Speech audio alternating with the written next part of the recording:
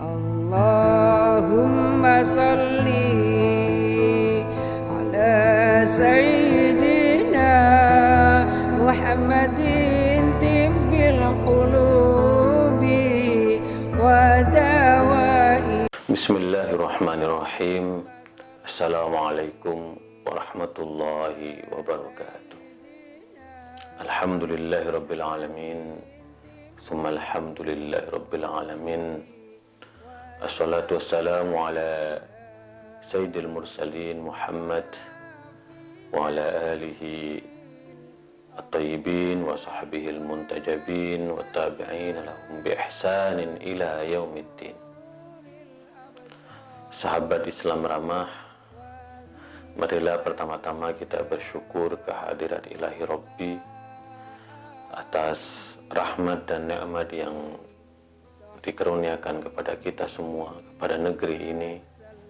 Alhamdulillah kita masih melaksanakan ibadah puasa, salat tarawih, khataman Al-Quran, dan amal-amal ibadah lainnya. Ini sungguh kenikmatan yang luar biasa bagi kita semua, apalagi di tengah bulan Ramadan, bulan yang penuh rahmat bagi kita semua. Maka syukur kita insya Allah akan menyempurnakan seluruh amal ibadah dan kebaikan kita.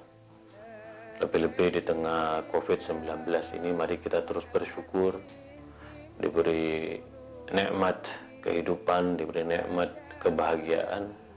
Mudah-mudahan Allah senantiasa menyertai kita semua dengan segala keberkahannya. Terutama kita doa berterus, mudah-mudahan wabah ini cepat berlalu dan kita bisa kembali ke dalam kehidupan yang normal. Selawat serta salam marilah kita sampaikan kepada baginda Rasulullah Sallallahu Alaihi Wasallam. Mudah-mudahan pencerahan, keimanan, keislaman kita terus tumbuh dalam diri kita untuk kita jadikan sebagai pegangan untuk menebarkan kebaikan kepada siapapun, kepada seluruh umat manusia, dan kita mempunyai tanggung jawab sebagai umat Islam untuk terus menjaga negeri ini menjadi negara yang damai, yang rukun, toleran, tidak ada konflik, tidak ada kekerasan, tidak ada diskriminasi. Karena itulah misi ajaran Rasulullah Shallallahu Alaihi Wasallam. Nah, karena itu selawat dan salam kepada baginda Rasulullah akan senantiasa mengingatkan betapa agungnya Rasulullah dengan ajarannya yang damai, yang toleran, yang merangkul, yang membangun kedamaian di tengah keragaman dan kebinekaan. Allahumma sholli ala Sayyidina Muhammad wa ala ali Sayyidina Muhammad. Innallaha malaikatahu yusholluna ala nabi ya ayyuhalladzina amanu shollu alaihi wa sallimu taslima. Sahabat Islam ramah,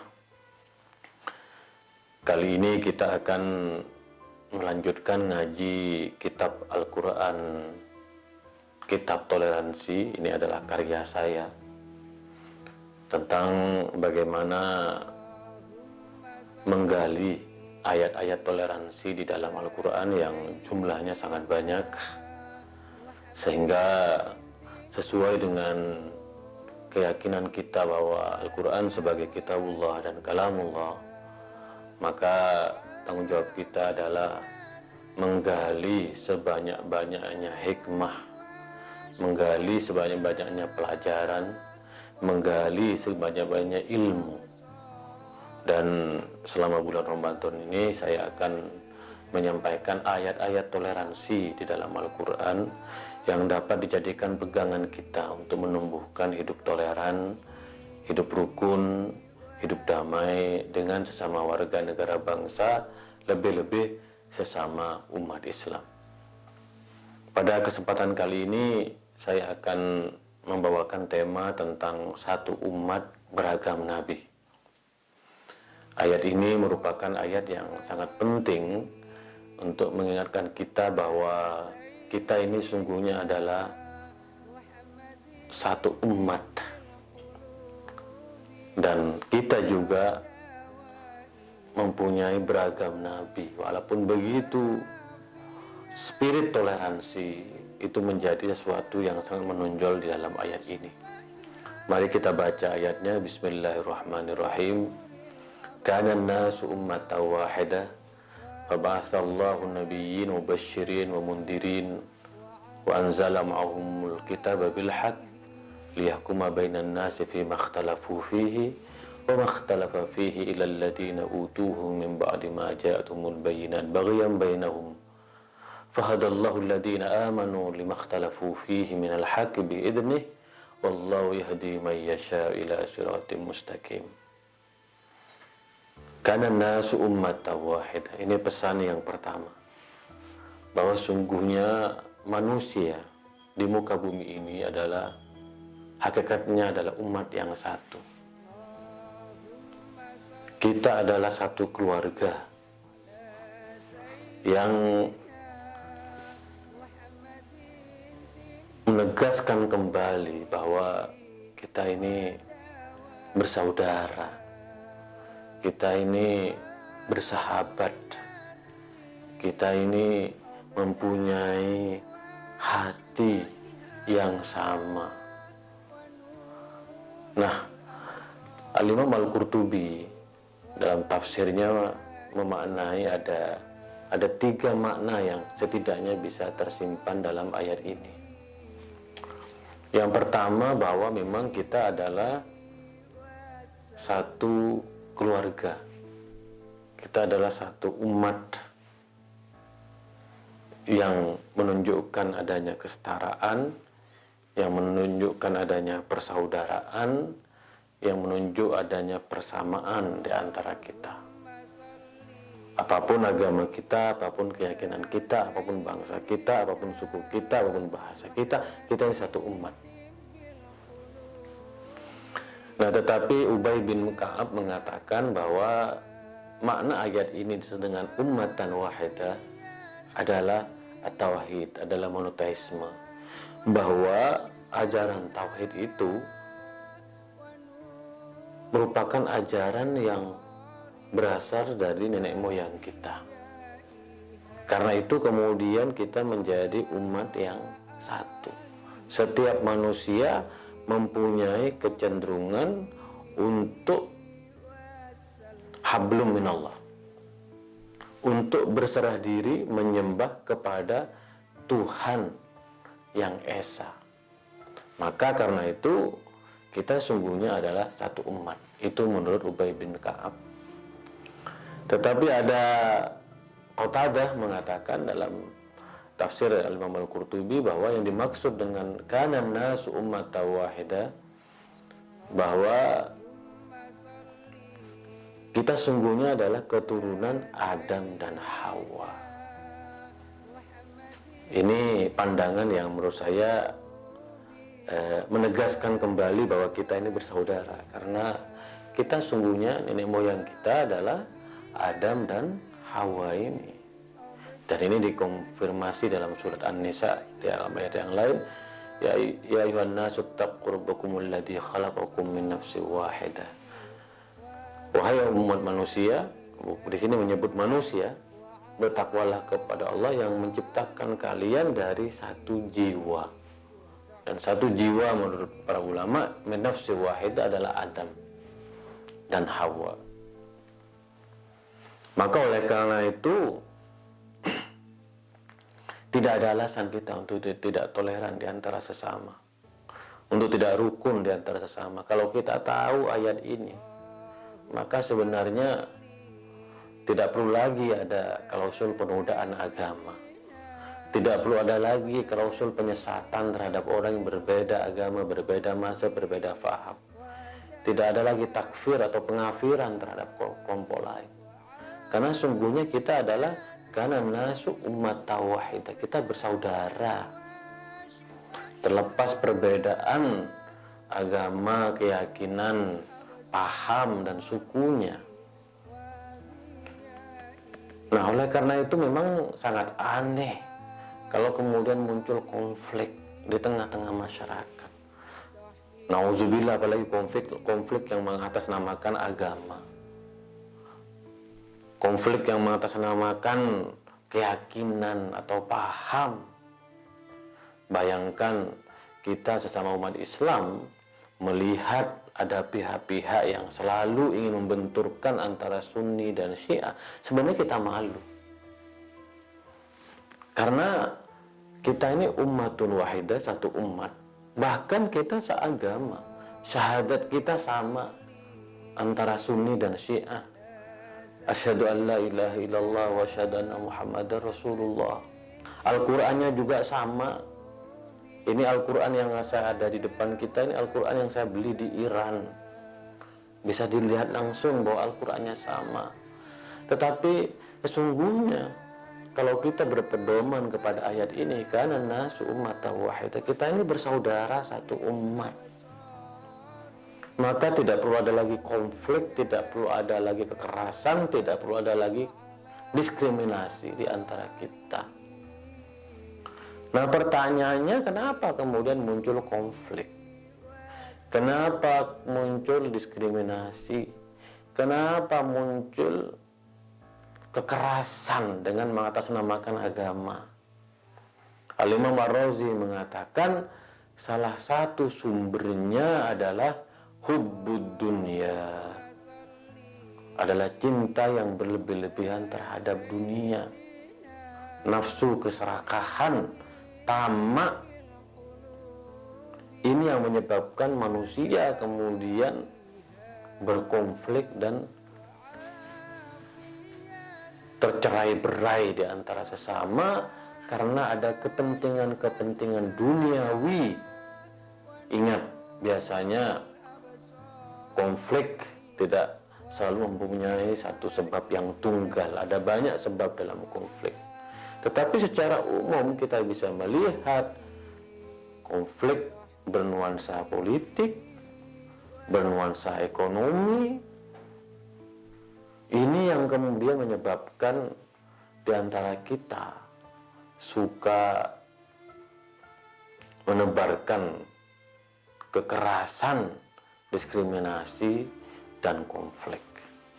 Hubbud dunia inilah yang menyebabkan, menurut Al-Imam Ar-Razi, kemudian faba'atsallahu nabiyyin mubasysyirina wa mundirin.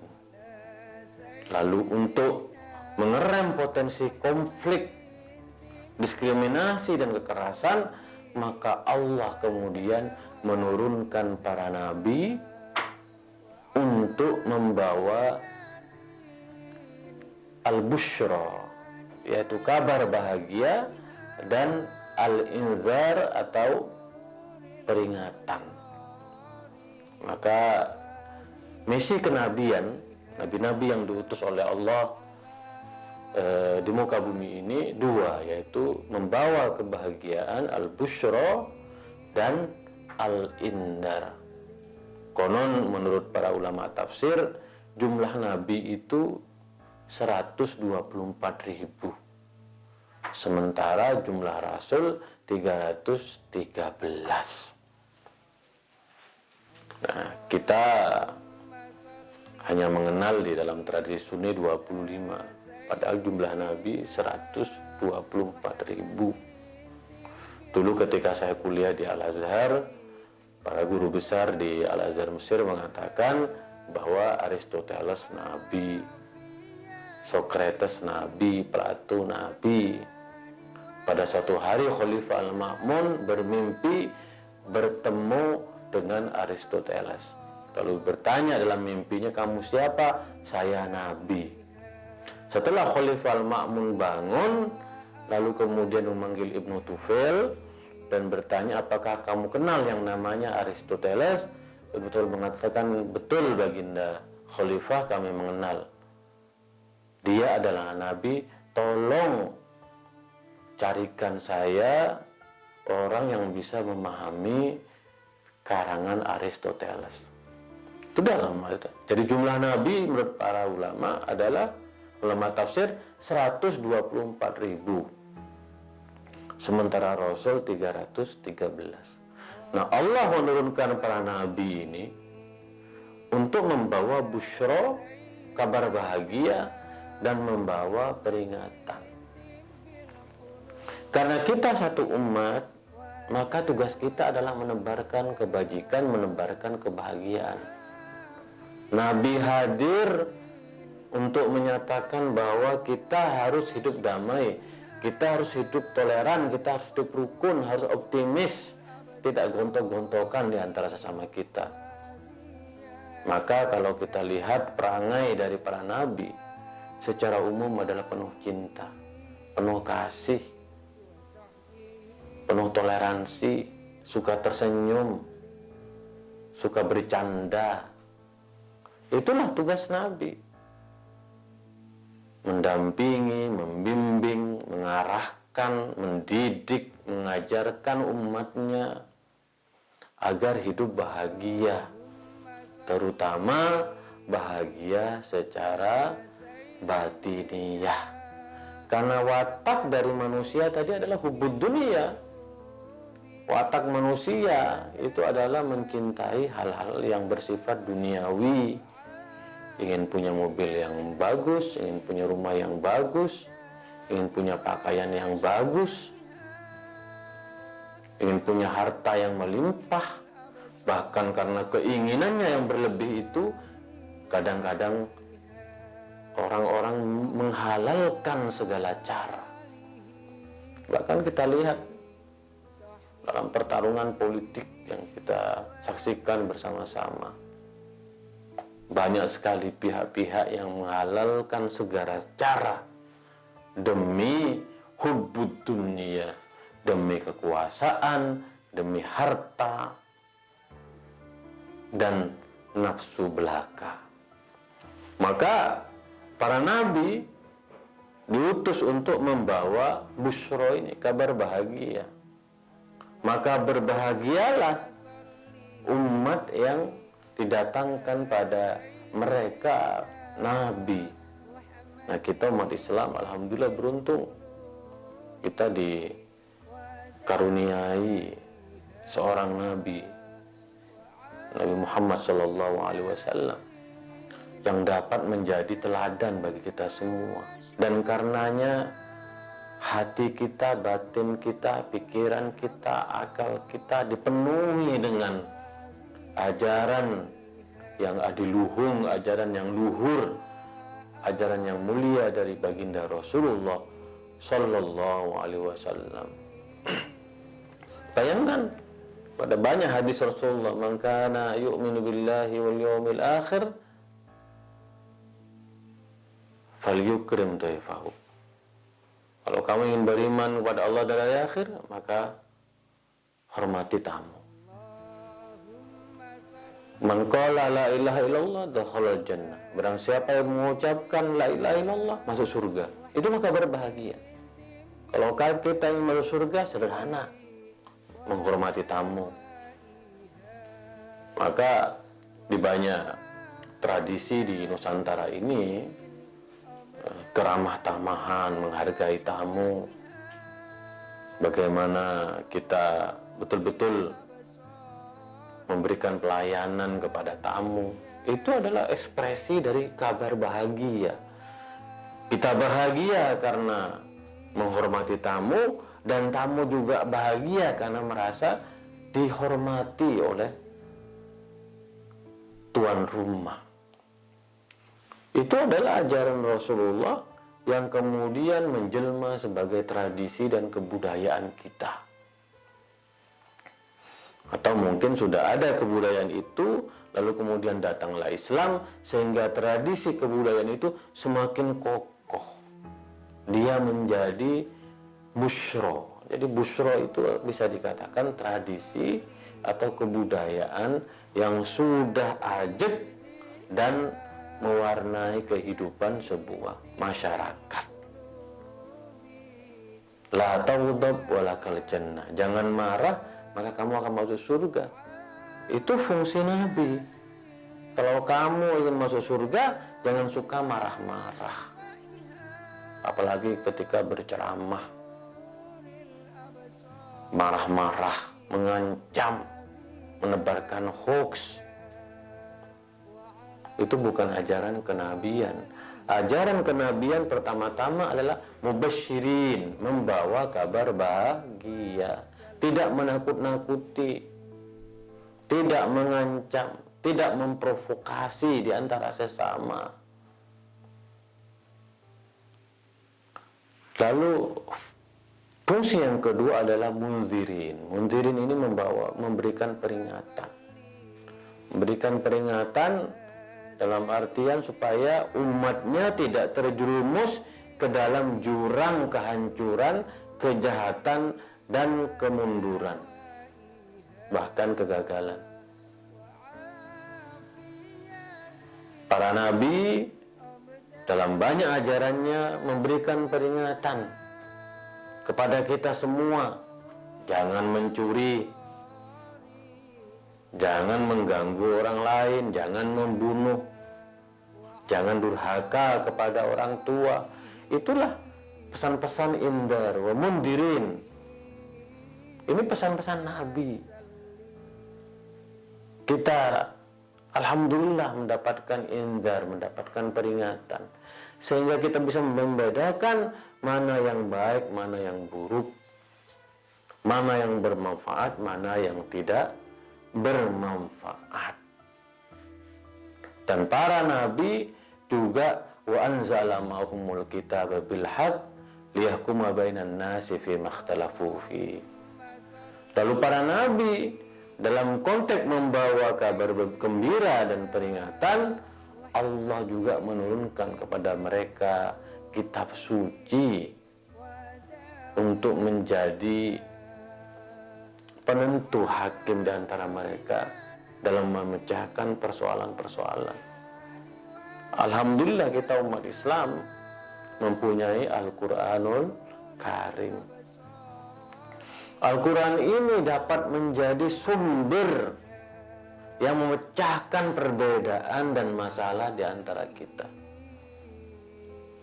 Maka di bulan Ramadan ini, supaya kita mengaji Al-Quran, membaca, memahami kandungan isi Al-Quran, suasana kebatinan kita yang sedang berpuasa dan beribadah memungkinkan kita untuk menggali pesan-pesan moral di dalam Al-Quranul Karim.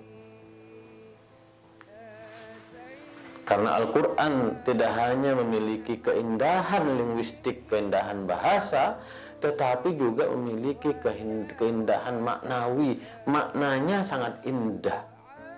Apalagi kalau kita tahu, memahami sebab-sebab turunnya Al-Quran, asbabun nuzul, munasabatul ayat, ayat-ayat makkiyah, ayat madaniyah, ada am, ada khas, ada mutlak, ada muqayyad, ada maskut anhu dan mantuk bihi, ada nasikh, ada mansukh. Maka mari kita belajar Al-Quran, karena dengan belajar Al-Quran ini kita akan, insya Allah kita akan selamat di dunia dan akhirat. Kita akan menjadi lebih toleran dalam hidup kita. Memang sangat disayangkan ada pihak-pihak yang menganggap bahwa satu ayat menjadi kandungan dari seluruh ayat tanpa memahami sebab turunnya ayat dan munasabatul ayat. Apalagi menggunakan ayat Al-Quran untuk mengafsahkan intoleransi dan kekerasan, ini sangat disayangkan sekali. Karena kehadiran Al-Quran itu sungguhnya memecahkan persoalan di tengah masyarakat, bukan menambah masalah di tengah-tengah masyarakat. Saya sendiri, sesuai dengan buku saya ini, Al-Quran Kitab Toleransi, saya yakin bahwa Al-Quran itu adalah sumber toleransi. Kalau kita betul-betul kembali kepada Al-Quran, memahami Al-Quran, mengaji dan mengkaji Al-Quran dengan menggunakan parameter tafsir-tafsir yang ditulis para ulama terdahulu, maka kita semakin sadar Al-Quran adalah kitab suci yang memecahkan masalah di antara kita, di antaranya masalah intoleransi. Kana nasu ummatan wahidah. bahwa kita sungguhnya adalah satu umat. Mari kita terima perbedaan, mari kita terima keragaman dan kebinekaan, karena bagaimanapun kita sungguhnya adalah satu umat. Nah, oleh karena itu, bagaimana tugas kita setelah memahami Al-Quran untuk memecahkan persoalan? Maka fahadallahu alladhina amanu limakhtalafu fihi minal haq. Ini adalah pesan yang terakhir. Allah akan memberikan hidayah, petunjuk bagi orang-orang yang beriman. Maka tugas kita, sekali lagi sebagaimana yang dijelaskan pada ayat sebelum ini, bahwa tugas kita adalah mengukuhkan, meneguhkan iman kepada Tuhan yang Maha Kuasa. Karena sungguhnya wallahu yahdi may yasha ila siratal mustaqim, dan Allah akan memberikan petunjuk kepada siapapun yang Allah kehendaki, yaitu petunjuk kepada ila siratal mustaqim, kepada jalan yang lurus. Maka iman ini menjadi puncak. Maka karena iman itu berasal dari kata juga aman. Barang siapa beriman, insya Allah aman. Barang siapa beriman, insya Allah toleran. Dan memperbaharui, menyegarkan, memperkuat iman ini menjadi tanggung jawab kita sebagai umat Islam. Kita harus betul-betul memikirkan, mengaji, memperkuat keyakinan kita bahwa Allah adalah sumber toleransi. Allah adalah maha damai, maha toleran, maha pengasih, maha penyayang. Allah menciptakan kita bersaudara, bersatu padu. Allah menurunkan kita, para nabi, untuk membawa kabar gembira, untuk membawa kabar peringatan kepada kita agar hidup kita menjadi lebih baik. Lalu Allah menurunkan kitab suci kepada para nabi supaya kita tidak tercerai-berai, kita tidak berkonflik. Lalu tugas kita adalah memperkuat iman.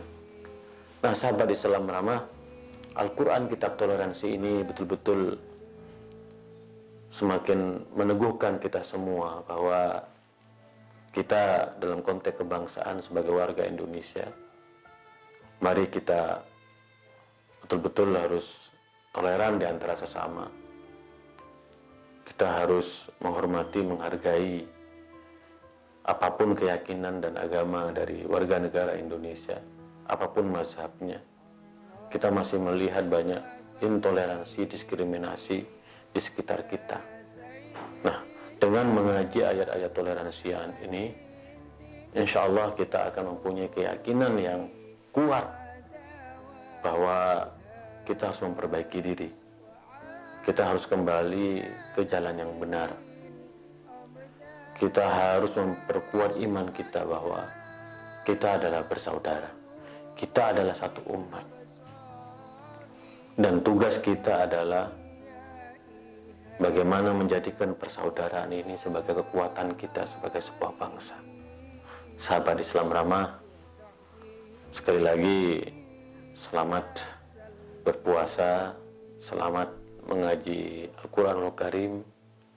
Insya Allah ngaji Al-Quran kitab toleransi ini akan kita lanjutkan besok. Barang siapa yang ingin memiliki buku ini bisa dipesan, nanti akan tertera di layar. Saya selalu berharap bahwa sekali lagi Al-Quran menjadi sumber toleransi. Semakin sering kita membaca Al-Quran, semakin kita sering mengaji Al-Quran, maka semakin kokoh keyakinan kita bahwa toleransi adalah ajaran Al-Quranul Karim yang harus kita bumikan di tengah-tengah masyarakat kita. Itulah kira-kira ngaji Al-Quran kitab toleransi pada kesempatan kali ini. Kita akan lanjutkan esok hari, kurang lebihnya mohon maaf. wa ma taufiqi illa billah, alaihi tawakkaltu wa ilaihi unib. Wallahul muwaffiq ila aqwamit thoriq. Assalamualaikum warahmatullahi wabarakatuh.